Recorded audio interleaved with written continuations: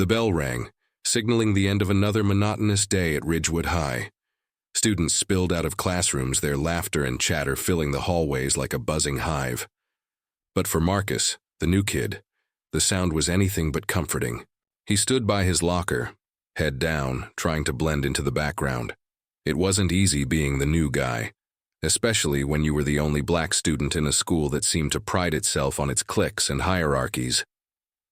His dark skin and quiet demeanor made him an easy target, and the bullies had already taken notice. It started small, snide comments in the hallway, mocking laughter when he walked by, the occasional shoulder bump disguised as an accident. But today, it escalated. A group of boys, led by Jake, the self-proclaimed king of the school, cornered Marcus near the gym.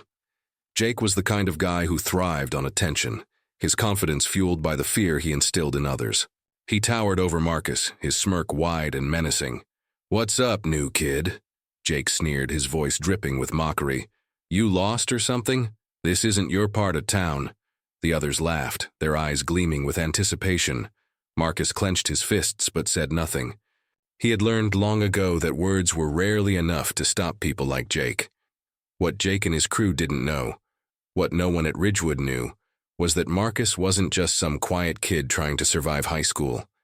He was a martial arts prodigy, trained in disciplines most people had only seen in movies. His father, a former champion, had started teaching him when he was just 5 years old. By the time Marcus was 12, he could disarm an opponent twice his size. By 15, he had won national tournaments, but Marcus didn't fight for trophies or glory. He fought because it was the only way he knew how to protect himself and others. As Jake stepped closer, his breath hot and his words sharper, Marcus felt the familiar surge of adrenaline.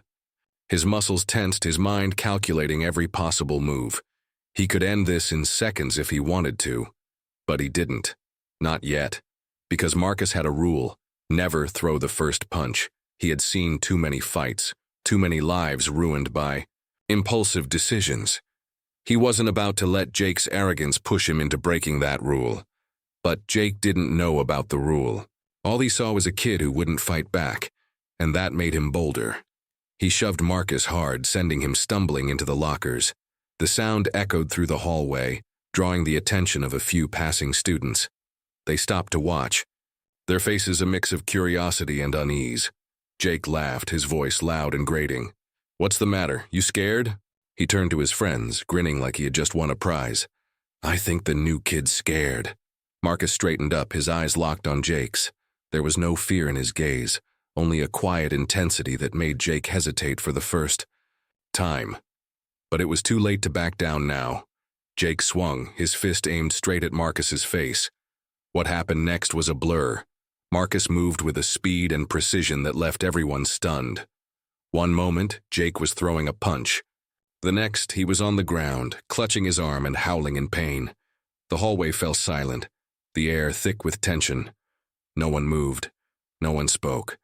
They just stared at Marcus, their eyes wide with disbelief. But this wasn't over. Not by a long shot. Jake's pride had been wounded, and he wasn't the type to let something like this slide. As he scrambled to his feet, his face twisted with rage, Marcus knew this was only the beginning. The bell rang again, but no one moved. The tension was palpable, the stakes higher than ever. What would happen next? Would Jake retaliate? Would Marcus be forced to reveal more of his skills? And what about the rest of the school? How would they react to the new kid who had just taken down their so-called king? The answers to those questions would come soon enough. But for now, the hallway remained frozen in time, a battlefield waiting to erupt. And Marcus, the quiet martial arts prodigy, stood at the center of it all, ready for whatever came next. The silence in the hallway didn't last long. Whispers began to ripple through the crowd, growing louder with each passing second. "Did you see that?" someone muttered. "How did he even do that?" Another voice chimed in. Marcus could feel their eyes on him, burning with curiosity and disbelief. He didn't stick around to answer their questions. Without a word, he grabbed his backpack from the floor and walked away, leaving Jake and his friends to pick up the pieces of their shattered pride. But as he turned the corner, Marcus knew this wasn't the end. It was only the beginning. Jake wasn't the type to let things go. He was used to being the one in control, the one everyone feared.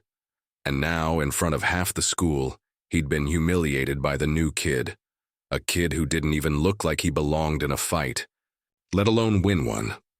As Marcus disappeared down the hallway, Jake's face burned with a mix of anger and embarrassment.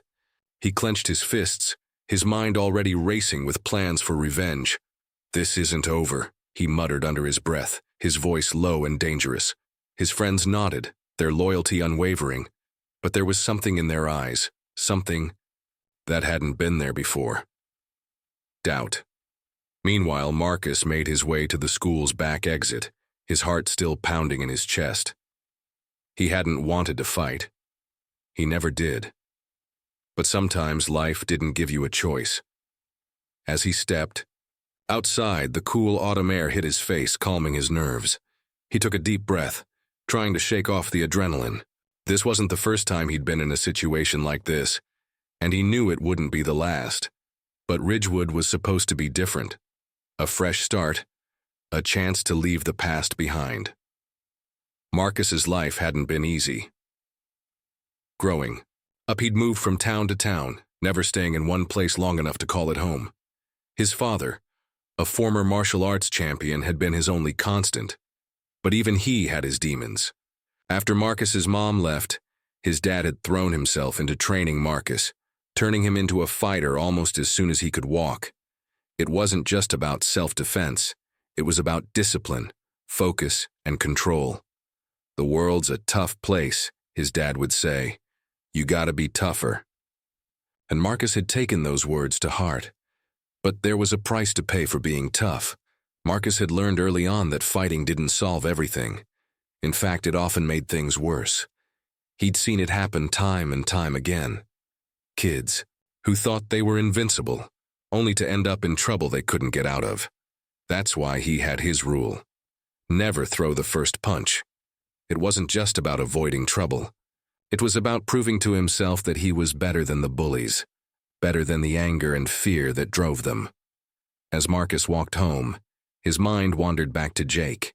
He didn't know much about the guy, but he could tell Jake wasn't used to losing, and that made him dangerous.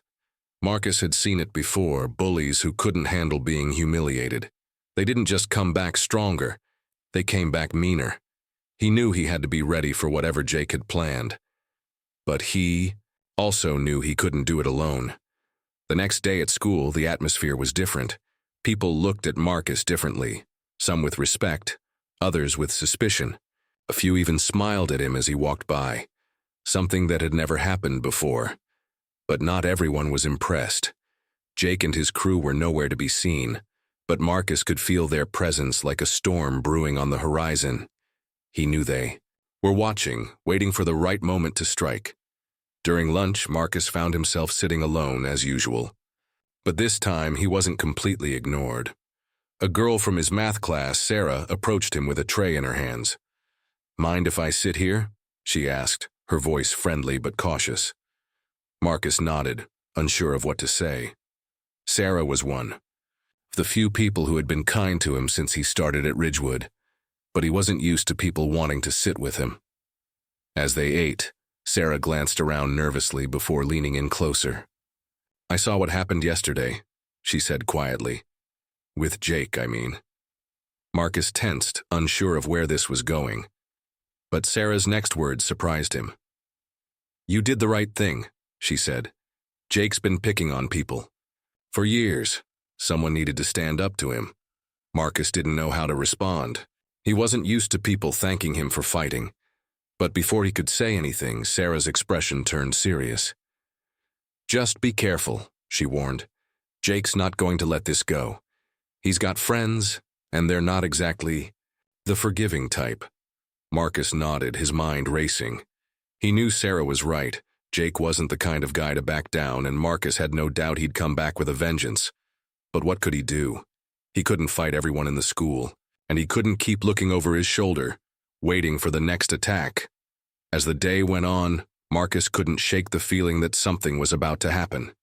The tension in the air was palpable, like the calm before a storm. He tried to focus on his classes, but his mind kept drifting back to Jake and the look in his eyes when he'd hit the ground. It wasn't just anger Marcus had seen. It was something deeper, something darker. By the time the final bell rang, Marcus was on edge. He packed up his things quickly, eager to get out of the building before anything could happen. But as he stepped into the hallway, he saw them. Jake and his friends were waiting by the lockers. Their eyes locked on Marcus like predators stalking their prey. Marcus's heart skipped a beat. He knew this wasn't a coincidence. Jake had planned this, and he wasn't alone. There were at least 5 of them, all bigger and stronger than Marcus. He could feel the weight of their stares, the tension in the air thick enough to cut with a knife. For a moment, no one moved. Then Jake stepped forward, his smirk back in place. "Thought you could just walk away, huh?" he said, his voice low and dangerous. "You've got a lot to learn about how things work around here, new kid." Marcus didn't respond. He didn't need to. He knew what was coming next. The question was, would he be ready for it? As Jake and his friends closed in, Marcus braced himself, his mind racing with possibilities. He could fight, but against so many, the odds weren't in his favor. Or he could run, but that would only delay the inevitable. The hallway was eerily quiet, the usual chatter and laughter replaced by a tense silence. Everyone was watching, waiting to see what would happen next. Marcus took a deep breath, his muscles tense and ready. Whatever came next, he knew one thing for sure. This wasn't over, not by a long shot. And as Jake took another step forward, his fists clenched and his eyes blazing with anger, Marcus realized something else. This wasn't just about him anymore. It was about something bigger, something that had been brewing long before he ever set foot in Ridgewood High. And whatever happened next, it would change everything. The tension in the hallway was suffocating. Jake and his friends formed a half circle around Marcus, their expressions a mix of anger and anticipation. Marcus stood his ground, his body tense but his mind calm. He had been in situations like this before, but never with so much at stake. This wasn't just about him anymore. It was about proving that bullies like Jake couldn't keep getting away with their cruelty. It was about standing up for everyone who had ever been pushed around and made to feel small. Jake took another step forward, his fists clenched and his eyes locked on Marcus. "You think you're tough?" he sneered. "Let's see how tough. You are against all of us." The others chuckled, but there was a nervous edge to their laughter. They had seen what Marcus could do, and they weren't as confident as they pretended to be. Marcus didn't respond. He didn't need to. His focus was on Jake, on the way he shifted his weight, on the slight twitch in his arm that signaled he was about to throw a punch. Marcus had trained for this. He knew how to read his opponents, how to anticipate their moves. But even with all his training, he knew this fight would be different. He was outnumbered, and one wrong move could cost him everything. Jake lunged, first his fist flying toward Marcus's face. Marcus dodged easily, his movements fluid and precise. He countered with a quick strike to Jake's ribs, sending him stumbling back. The others hesitated, their confidence wavering. But Jake wasn't done. He charged again, this time with more force. Marcus sidestepped, using Jake's momentum against him.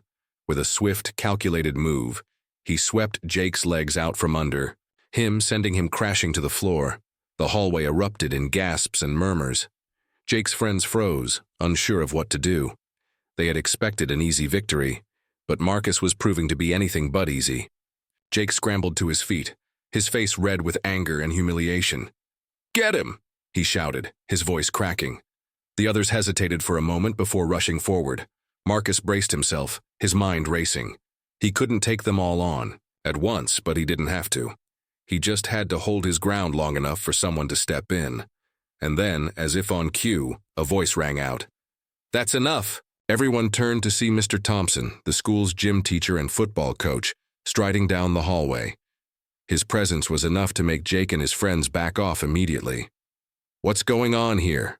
Mr. Thompson demanded, his voice firm and authoritative. No one answered at first. Jake glared at Marcus, his chest heaving with anger, but he knew better than to argue with Mr. Thompson. Finally, Sarah, who had been watching from the sidelines, stepped forward. "They were picking on Marcus," she said, her voice steady. "He was just defending himself." Mr. Thompson's eyes narrowed as he looked from Marcus to Jake and his friends. "Is that true?" he asked. Jake didn't answer, but the guilt on his face was enough. Mr. Thompson sighed, shaking his head. "I don't want to hear another word. All of you to the principal's office, now!" Jake and his friends shuffled off, their heads down and their confidence shattered. Marcus stayed behind, his heart still pounding. Mr. Thompson turned to him, his expression softening. "You okay, son?" he asked.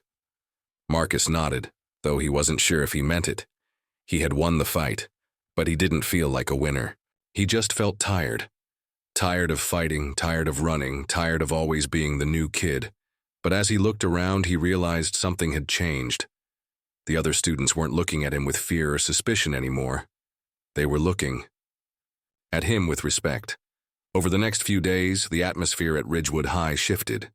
Jake and his friends were suspended, and the bullying that had once been so prevalent began to fade.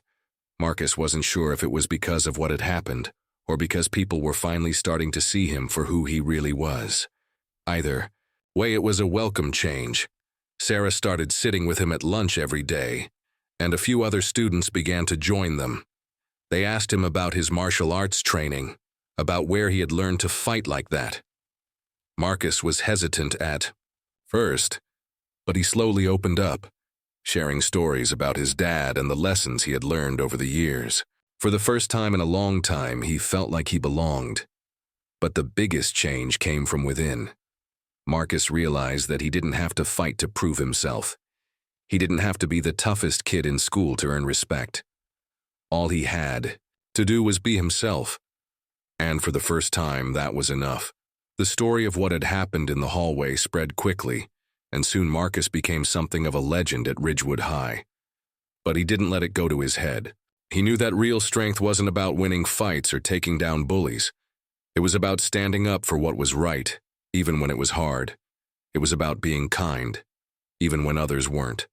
And it was about finding the courage to be yourself no matter what.